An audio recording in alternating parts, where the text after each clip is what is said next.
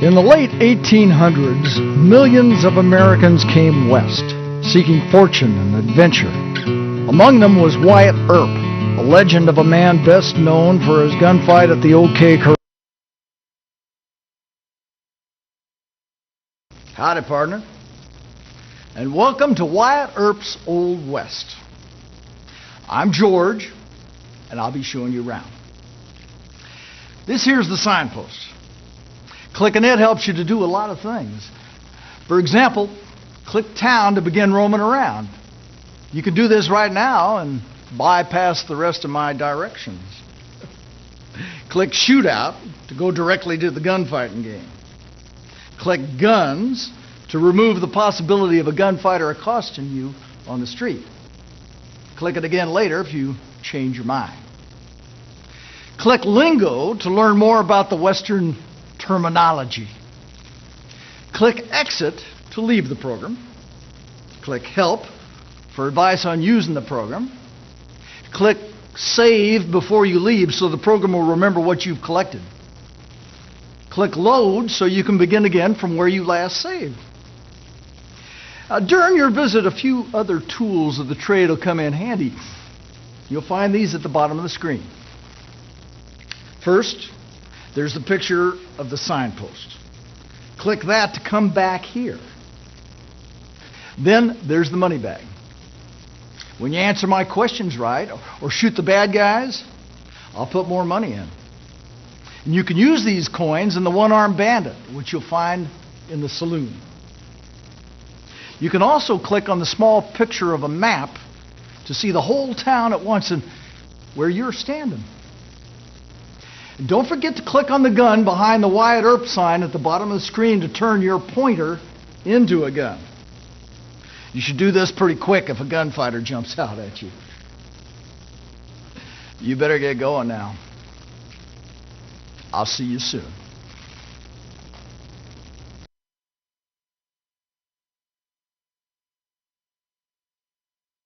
A general store like this here was also known as a shebang.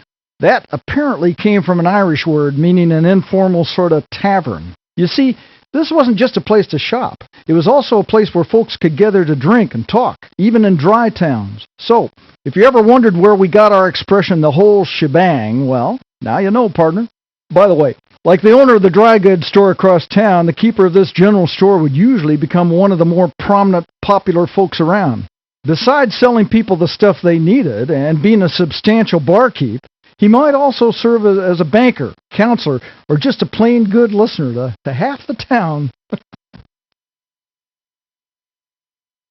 That's right, partner, fresh onions. Can't make a good chili sauce without them. Even though the tin-coated metal can was invented in England in the early 1800s, most fresh vegetables in the West were stocked right out in front, where everyone could see them. If there's one thing the Old West had plenty of, it's barrels. That's because long before there was fancy packaging, most foodstuffs came in barrels. Coffee, tea, flour, biscuits, crackers, macaroni, heck, the list is endless. You just figured out how much you wanted, and the shopkeeper pulled it out of a barrel and wrapped it up in manila paper or put it in bags. Here's an example of 19th century sign making. Lamps and lanterns, straight and to the point. That's because food wasn't all that they had in a general store. In the Old West, they darn near carried everything under the sun. And when the sun went down, why, there was nothing more comforting than that warm lantern.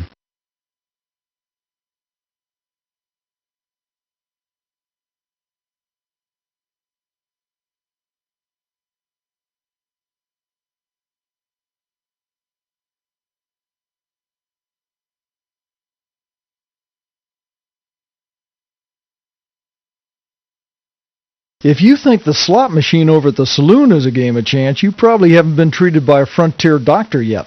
Small towns wouldn't even have a doctor, so the barber would moonlight as the next best thing. And even in your larger towns, you never quite knew who was hanging out their shingle. Since medical licensing standards were slow to arrive in the West, many of the self-proclaimed doctors were failures from back east, or quacks. There were good doctors, though. Many of them trained by the military.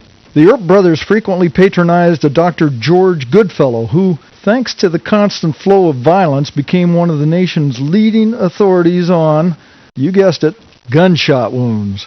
Did you want to see a doctor about that little pain in your side? He probably won't have to take out more than a couple of your internal organs to make you feel better. So look around. In the Old West, dentists weren't so common. Ordinary doctors usually did double duty as dentists too. So a dentist chair like this was not an uncommon sight in the doctor's office. Docs were jacks of all trades. Sort of sounds like our friend Wyatt Earp, doesn't it? When docs weren't patching up bodies, they were pulling teeth. Fact is, most people had bad teeth, and kids walking around nearly toothless was a common sight. Doctors haven't always been as clean and tidy as they are today. Nobody wore surgical masks or gloves, although the more meticulous ones did roll up their sleeves and maybe even wash their hands in a basin like this. Before someone discovered germs in the late 1800s, doctors thought diseases came from early morning mists or dew or night air. Medical instruments got washed in irregular water. That's untreated water. Turned out many people got sicker because the good old doctor's hands were dirty.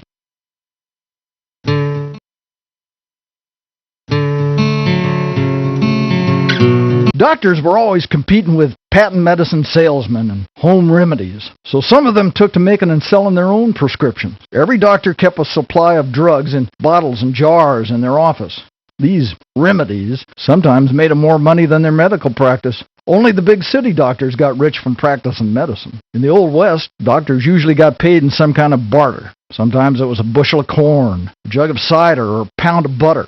Looking at these bottles makes me mindful of a story about Tombstone's Dr. Goodfellow. You see, sometimes he got called in to do coroner work. Must have been a bit dreary, but the good doctor never lost his sense of humor. After examining one gunfight loser, he declared that the corpse was rich in lead, but too badly punctured to hold whiskey. The first dental drill was invented in the 1860s. You had to wind it up, and it would run for 2 minutes. 2 very long minutes, especially if your anesthetic wore off. Since many folk feared such an unpleasant experience with the dentist, Doc Holliday offered to refund their money if they were dissatisfied. That was in his early years. Later, when Doc made it to Tombstone, he took a different attitude to the dentistry. This was quite apparent one time when Allie Earp, Wyatt's brother's wife, asked Doc to pull her loose tooth. Holliday told her to keep your baby teeth in your mouth where they belong. I got no use for them. It seems Holliday preferred pulling triggers to pulling teeth.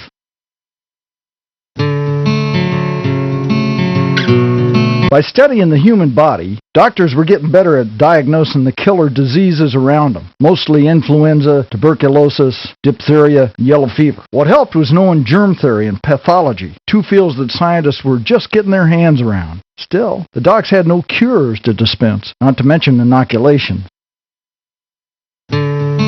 Breathing smoky air, some of it from oil lamps, was one reason many pioneers were so sickly. They didn't have much choice, though, since there was no electricity in most small towns, and folks had to use oil lamps like this one. Even though the electric light bulb was invented in 1879, it first appeared in just the big cities. It took a while longer to spread to the small towns dotting the Old West. Would you call dentistry intimate work? Not exactly my notion, but that's what people called it, just to keep women out of the dentistry. In the 1800s, women took a lot of guff for getting into careers that were traditionally for men only. But that didn't stop Dr. Marion Webb, who hung her own shingle in Tombstone in 1880, and may well have used this here chair.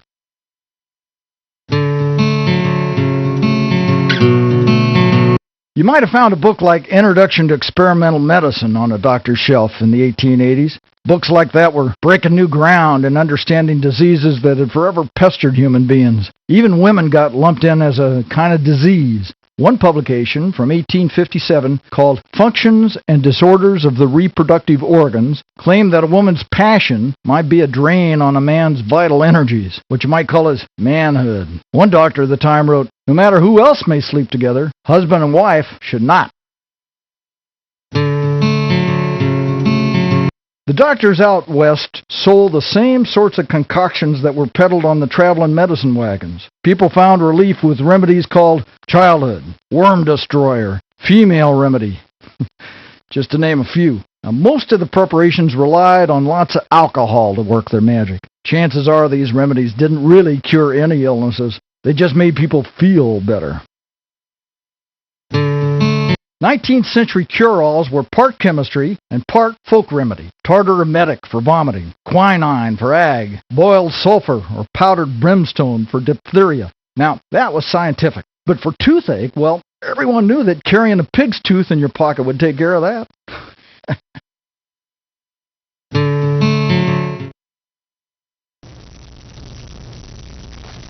One of my fellow ghosts, the late Dr. Lewis Thomas, wrote a book about how medicine improved so much during the decades of old Wyatt's life. Surprisingly, the main reason wasn't the introduction of new healing techniques. It was doing away with the old practices that had done more harm than good. Around this here doctor's office, you've probably seen some examples of both.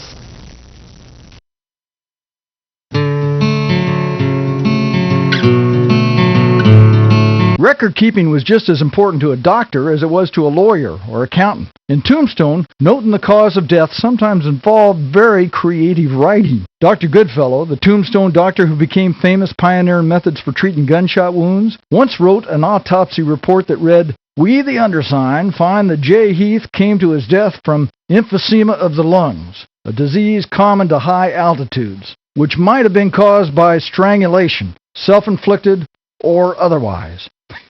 As for that otherwise part, I believe he was referring to the previous night's necktie party in Tombstone, where old John Heath was grabbed by a mob and lynched, the first place they could string him up, from a telegraph pole. Gray's Anatomy was one of the earliest medical books. Out in those fancy medical schools back east, Gray's was required reading, and every school doctor understood anatomy. The book caught on so well that they still use it today. Other books came out in the mid-1800s that were real milestones, like Introduction to Experimental Medicine and Cellular Pathology, and Charles Darwin's Origin of Species. Darwin book still stirs up a lot of folks, don't it? The silver dollar is yours, partner, if you can answer this question.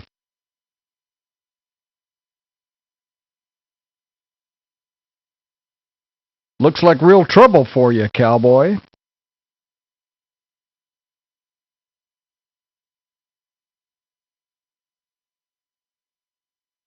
In mining towns of the Old West, the assay office was a place you could combine a desk job with excitement. This was the first place that the prospectors would take their diggings to find out what, if anything, it was worth. The assayer would weigh the sample, melt it down to separate out any gold or silver, and then weigh the precious metals that emerged. In gold mining country, the assayer might also serve as a kind of a banker and mint, buying gold dust and melting it down into bullion. An assayer was in the thick of everything that happened in town. Hot tips and enticing rumors began right here at the assay office. And as you might imagine, a lot of shenanigans went on here as well. You see, an unscrupulous assayer was an unscrupulous prospector's best friend. For a suitable bribe, he would report that your worthless rock was laced with gold. But even honest assayers could be hoodooed by wily prospectors who brought in highly unrepresentative samples of what they were digging up. And that common trick was known as salting a mine. So, be sure to click around here to find out about the tools of the assayer's trade.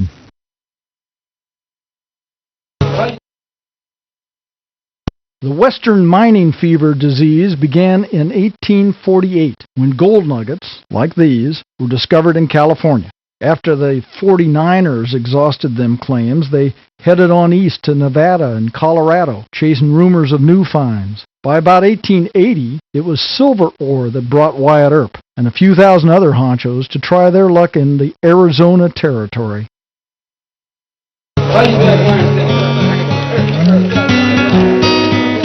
Once the assayer got done cooking down your sample, he'd issue you a certificate saying how much gold or silver he'd found per unit of ore. To make sure that everything stayed on the up and up, he'd make a note of that certificate in a ledger like this. Here's a silver dollar for you, partner, if you can answer my question right. The next time you come around here, you had better be a little sharper.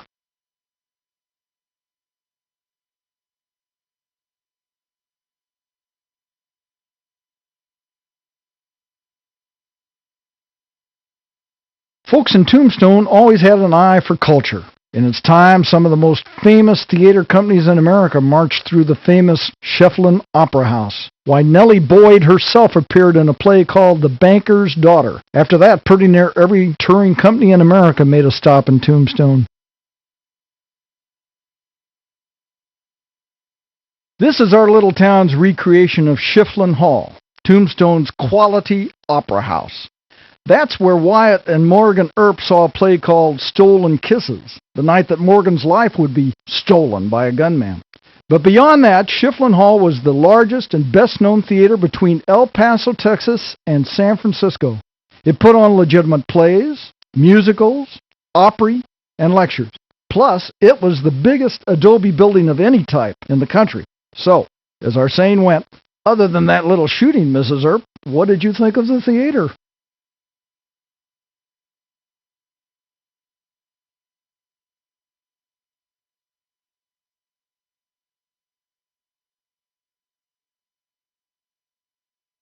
This here's the livery stable. If you were new to town, you'd make a beeline over here first. It was like a combination parking lot and rent-a-car agency, except that since America hadn't gotten around to inventing the automobile yet, it dealt in horses.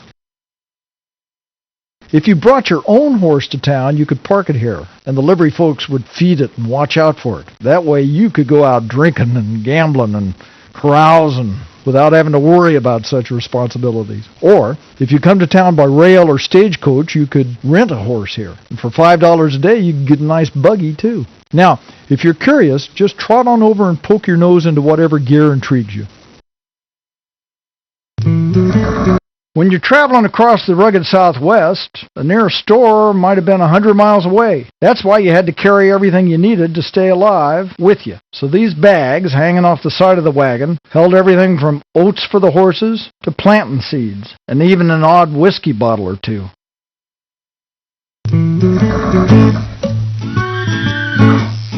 Wherever there are horses, there's lots of, well, you know what. These tools here are for the dirtiest job in the livery stable. Can you guess what it is? You got it right, partner. Cleaning up the horse manure.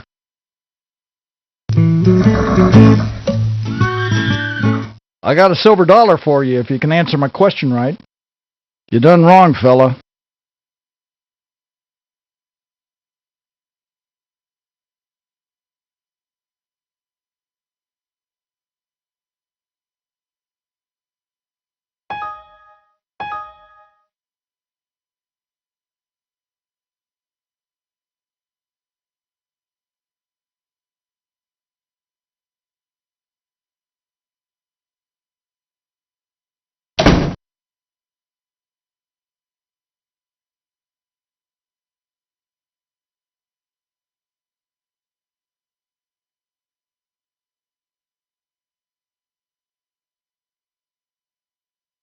This here is one of the shacks that our town's Mexican population lived in.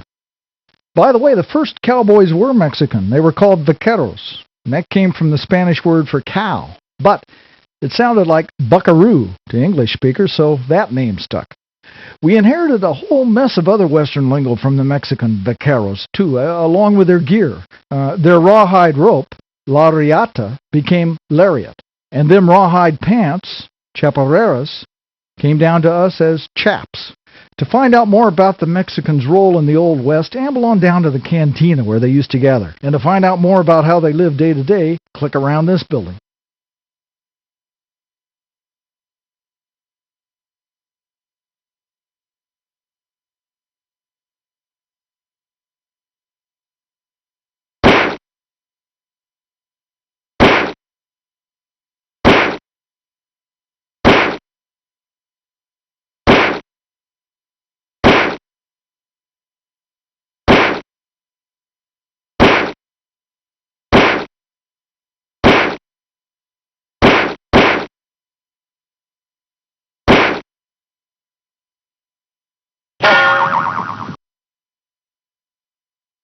Shoot straight, partner. You only got 1 star left.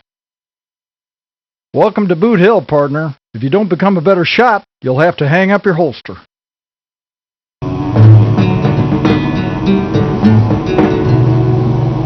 These three are the least fortunate participants in the gunfight at the OK Corral. The display of bodies to the general public soon after death was common in the Old West, and it was no exception for these three. After their deaths, their silver-trimmed caskets were displayed in the window of a hardware store, and when it came time for the funeral, their bodies were paraded through the crowded streets of Tombstone in extra fancy glass-lined hearses. As the procession passed one point in town, a friend of the victims held up a sign reading, "Murdered in the streets of Tombstone." This poor woman died from an infection sustained in childbirth. Bringing a child into this world was a much riskier proposition back in those days. Mr. Johnson bought a horse that was stolen, although he didn't know that. The folks that found him with the horse didn't know he didn't know. So he was taken for the thief and hanged just the same.